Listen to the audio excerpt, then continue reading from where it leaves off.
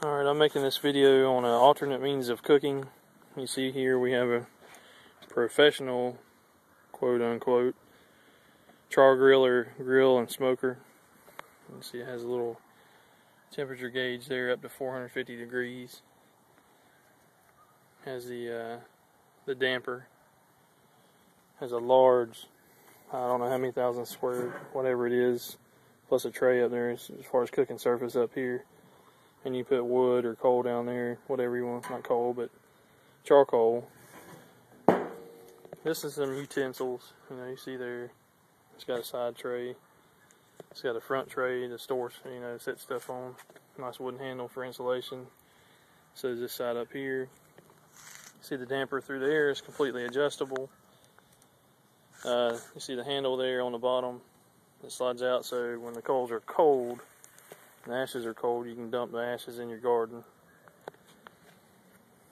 It just it strikes me as so many people depend on one of these things.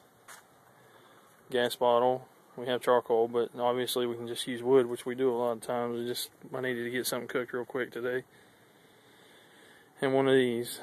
Now you can see here, this one has a nice little temperature gauge on it, but you see what happens to that when it's not brass or cast iron or brass. It just fails. I mean, it really crumbled and failed. I'm going to get this one going. I'll probably do a grill video, but I'm going to camouflage the grill when I paint it. We have a nice side burner, gas side burner.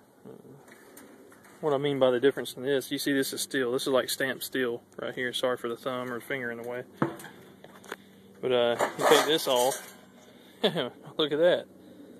Cast brass. That's what a burner should be, not steel. And it's got a place you can keep your wood dry down there, and they make covers for the thing. After it's cool, you can completely cover it with a vinyl cover. Got to get one of those. These are the grates that go back down here. These coals are still, they're floundering. They're not doing too well.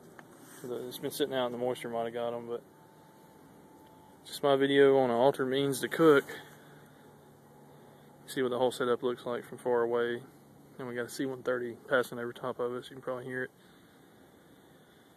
But other than electric, we have the gas.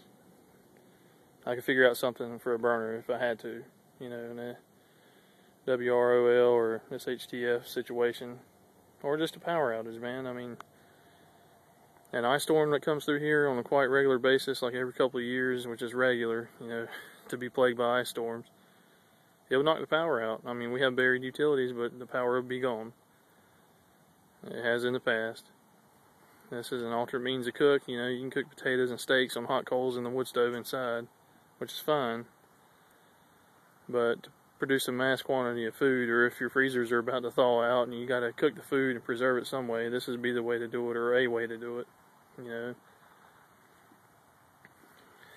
If you absolutely had to conserve fuel because of the cold, you could take these grates, prop them up on rocks over hot coals in a in a hole in the ground that's below the surface of the dirt.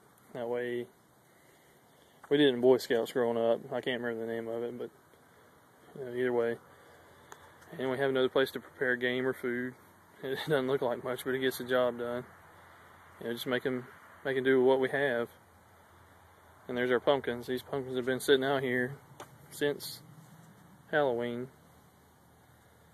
So this is not another thought, alternate means.